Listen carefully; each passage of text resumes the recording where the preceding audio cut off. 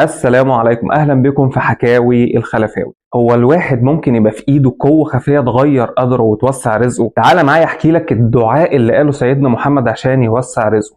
يلا بينا. طبعا الايام اللي بنعيشها دلوقتي للاسف كلنا حاسين بضيق في الرزق وفي دخل الفرد وغلاء في المعيشه وارتفاع في سعر الدولار اللي ركب الصاروخ خلاص، والمصاريف اللي بقت اعلى من دخل الفرد مننا، خصوصا اللي متجوز ومخلف. حقيقي كان الله في عون كل واحد مسؤول على مسؤوليه.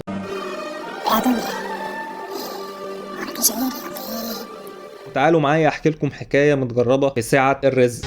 تعال.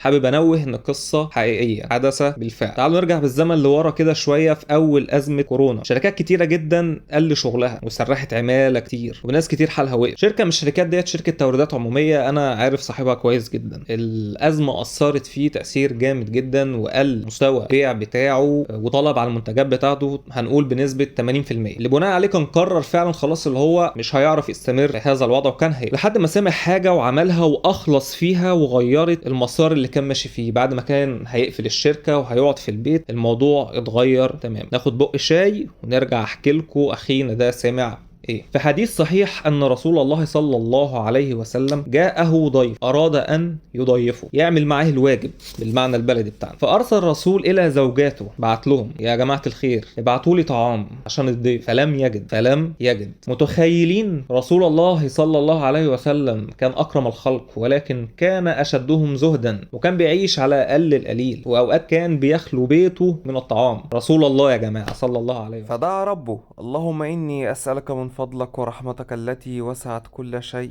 فإنه لا يملكها إلا أنت. فأهديت إليه شاة مصلية، يعني معزة أو خروف مشوي.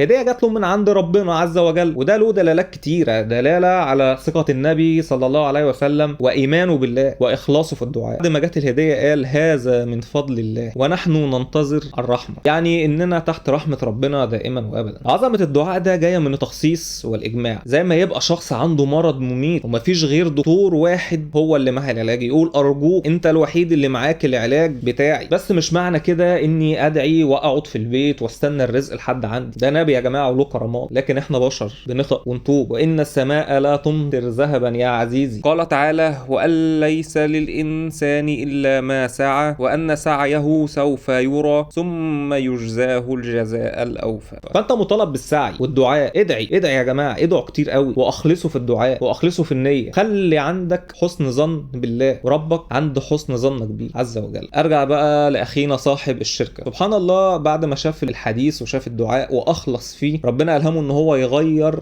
منتجات الشركه الفتره بتاعه الازمه، وربنا فتح عليه من وسع فتره ما كان بيبيع في الاول. وعدت الازمه على خير والشركه كبرت، وبعد الازمه رجع لنشاطه الاساسي تاني، والدنيا مشيت معاه وبقت زي الفل تاني. يا جماعه اخلصوا في الدعاء يا جماعه، الدعاء اعظم نعمه ربنا انعم علينا بيها.